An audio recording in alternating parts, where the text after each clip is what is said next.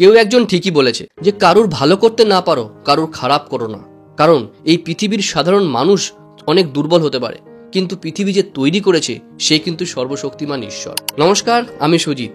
একটা সুন্দর মোটিভেশনাল স্টোরিতে আপনাকে স্বাগত। গল্পটা হচ্ছে একটা মিডিল ক্লাস ফ্যামিলি মেম্বারের। শর্মাজি বলে একজন এমপ্লয়ি ছিলেন, যিনি সকালবেলা ঘুম থেকে উঠে রেডি হয়ে অফিসে বেরিয়েছেন। কিছুক্ষণ পর তার ওয়াইফের ফোন আসলো যে আসার সময় আজকে অবশ্যই মনে করে একটু আপেল নিয়ে এসো। সে অফিসে ঢুকতেই যাবে, চোখ পড়ল রাস্তার কোণার দিকে। একজন দেখলো বৃদ্ধ মানুষ সেখানে বসে আপেল বিক্রি করছে। সে সেই ভদ্রমহিলার কাছে গিয়ে জিজ্ঞাসা করলেন যে আপেল কত দাম। তখন সেই ভদ্রমহিলা বললেন 40 টাকা করে কেজি। তখন বললো এত টাকা দাম? না, 40 টাকা করে দিলে আমি নেব না, আমাকে 30 টাকা করে দিতে হবে। তখন বললো বাবু 30 টাকা করে আমি দিতে পারবো না, আমার কেনা নেই, আমি লাস্ট দাম 35 করে দিতে পারবো। বললো থাক, তাহলে নেব না। এই বলে সে অফিসে ঢুকে গেল। অফিস থেকে যখন বেরোলো তখন তার মনে পড়লো যে তার ওয়াইফ তাকে বলেছিল আপেল নিয়ে আসার জন্য। সে তখন চলে গেল পাশেই একটা শপিং মল। সেখানে গিয়ে সে যখন দেখলো যে আপেল ওখানে রয়েছে, সেই আপেলের উপরে ট্যাগ লাগানো রয়েছে 50 টাকা করে কেজি। সে তখন যে স্টোরের মালিক ছিল সেই মালিককে গিয়ে বলল যে আপেলের তো অনেক দাম, 50 টাকা করে কেন, একটু কম নিন না, 45 করে দিলে হবে না? বললো দাঁড়ান, আপনাকে একটা জিনিস দেখাচ্ছি। সে তখন একটা কাউন্টারে বোর্ড দেখিয়ে দিল যে এখানে ফিক্সড প্রাইস, এখানে কোনো দ্রব্যমূল্য বার্গেনিং হয় না। সে তখন ওখান থেকে হালকা করে কেটে বেরিয়ে গেল যে এত টাকা দামের আপেল নেওয়া যাবে না।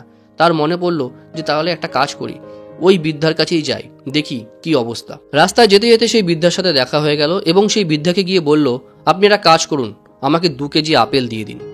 তখন বললো আপেল তো আমি দিচ্ছি বাবু, কিন্তু আমি কিন্তু 35 টাকার নিচে কিন্তু দিতে পারবো না। বলে 35 টাকায় আপনাকে দিতে হবে না, আপনি 2 কেজি আপেল প্যাক করে দিন এবং 50 টাকা করে দাম রাখুন। এই নিন, আপনার 2 কেজি আপেলের দাম 100 টাকা, আমি আপনাকে দিয়ে দিলাম। সেই বৃদ্ধ মহিলা সেই লোকটির দিকে হা করে তাকিয়ে রয়েছে। আপেল নিয়ে চলে যাওয়ার সময় বলল একটা কথা বলুন তো, আপনি এরকম নিচে বসে কেন আপেল বিক্রি করছেন, কি হয়েছে? তখন সেই বৃদ্ধা পুরো ব্যাপারটা বলে, আমার হাজবেন্ডের এখানেই দোকান ছিল, একটা ঠেলা গাড়িতে আপেল বিক্রি করতো। একটা অ্যাক্সিডেন্টে সে হাজবেন্ড তার মারা যায় এবং তার হাজবেন্ড মারা যাওয়ার সময় যে দেনাগুলো করেছিল সেই দেনার জন্য আমার ঠেলাটাকেও বিক্রি করে দিতে হয়। তারপর থেকেই আমি এখানে নিচে বসে আপেল বিক্রি করি।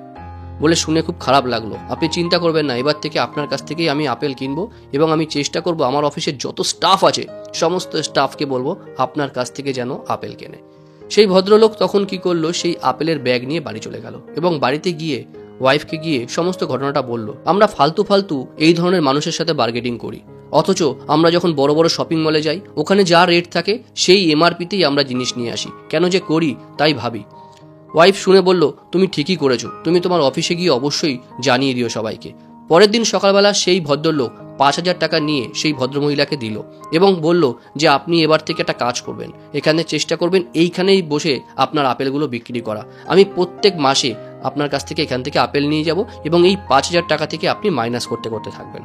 সেই বৃদ্ধা শুনে খুব খুশি হলো এবং সেই ভদ্রলোক তখন অফিসে গিয়ে তার এমপ্লয়ীদেরও বলল, কলিগদেরও বলল যে এরকম ঘটনা, তোমরা ওখান থেকে আপেলটা কেনো। ভদ্রলোকের কথা শুনে অফিস স্টাফরা ভীষণ খুশি হলো। বললো একটা কাজ করি, আমরা সবাই টাকা তুলে সেই বৃদ্ধাকে একটা ঠেলা গাড়ি গিফট করি এবং সে ওখানে বসে বসেই আপেল বিক্রি করবে।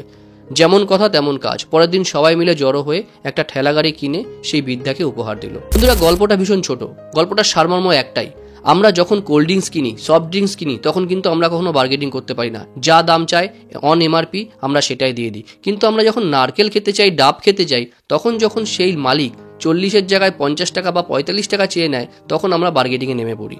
ঠিক এরকমই আমরা যখন রাস্তার ধারে যে সমস্ত দোকানদাররা বসে থাকে তাদের সাথে বার্গেনিং করি, কিন্তু শপিং মলে গিয়ে কিন্তু বার্গেনিং করার মতো সাহস থাকে না।